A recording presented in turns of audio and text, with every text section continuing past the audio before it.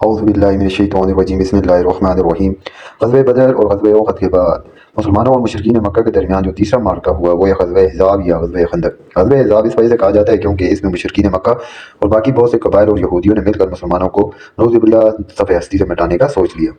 اس کے لیے انہوں نے ایک اتحادی فوج تشکیل دی جس میں تقریباً 10,000 فوج شامل تھی۔ اس میں قریش مکہ 4,000 ان کے پیادہ، 3,000 گھوڑا سوار اور 1,500 اونٹ سوار شامل تھے۔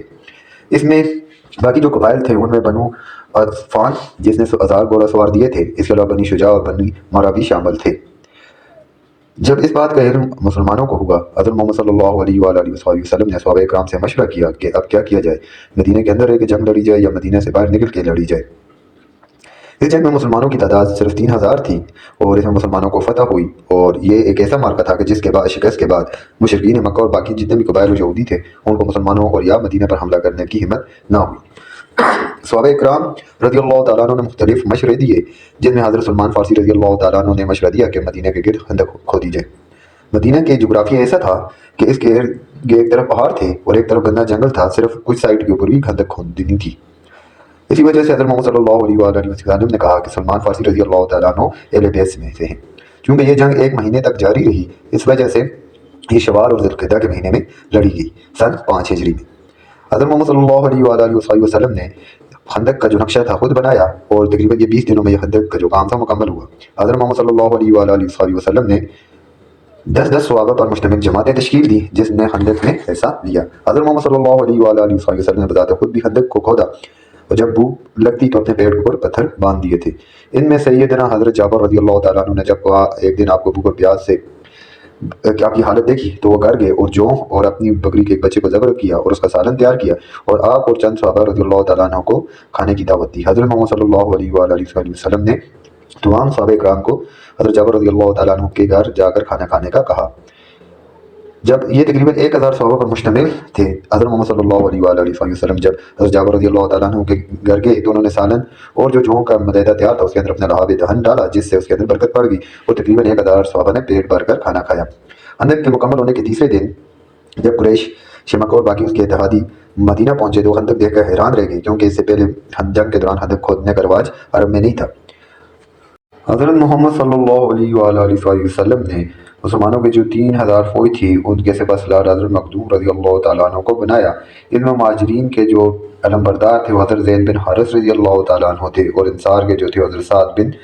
عقادہ رضی اللہ تعالیٰ عنہ تھے۔ اس جنگ کے بارے میں سورۃ الاحزاب میں آئے ہے قرآن مجید میں کہ جب کافر تم پر آ گئے تمہارے اوپر اور تمہارے پیچھے سے اور جب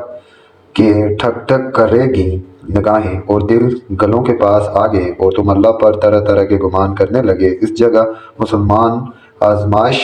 اور امتحان میں ڈال دیے گئے اور بڑے زور کے زلزلے میں جھنجھوڑ کر رکھ دیے گئے،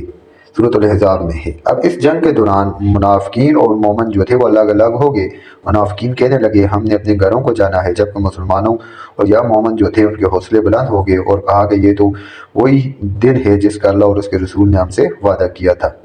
کچھ لوگ خندق عبور کر کے آگے جن کا سردار عمرو بن عبدو تھا، حضرت علی رضی اللہ تعالیٰ عنہ نے آگے بڑھ کر ان سب کو واصل جہنم کر دیا۔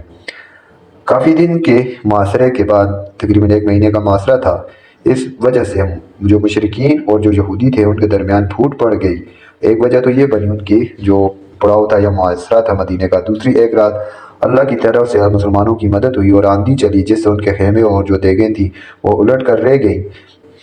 اور آخر میں تنگ آ کر مدینے والوں نے مکہ والوں نے جو مدینے کی محاصرہ کیا ہوا تھا وہ ختم کیا۔ اس جنگ میں 6 مسلمان شہید ہوئے اور 8 مشرکین جو تھے وہ واصل جہنم ہوئے۔ اس جنگ سے یہ نتائج ایسا آخذ ہوا کہ اس جنگ کی فتح کے بعد مشرکین مکہ اور باقی جو قبائل تھے اور یہودی تھے ان کو مدینے پر حملہ کرنے کی ہمت نہ ہوئی اور مشرکین مکہ جو تھے آخر کار مسلمانوں سے معاہدے کرنے پر اتر آئے کیونکہ ان کی تجارت جو تھی شام اور عراق کی طرف جو ہوتی تھی ان پر مسلمانوں کا قبضہ ہو گیا تھا اور اس کی تجارت جو تھی مشرکین مکہ کی وہ ختم ہونے تک پہنچ گئی تھی، تقریباً تباہ ہو گئی تھی۔ اس وجہ سے انہوں نے مسلمانوں کے ساتھ معاہدہ کیا اور جس کو ہم صلح حدیبیہ بھی کہتے ہیں، جس کا اگلی ویڈیو میں انشاءاللہ میں ذکر کروں گا۔ اللہ حافظ۔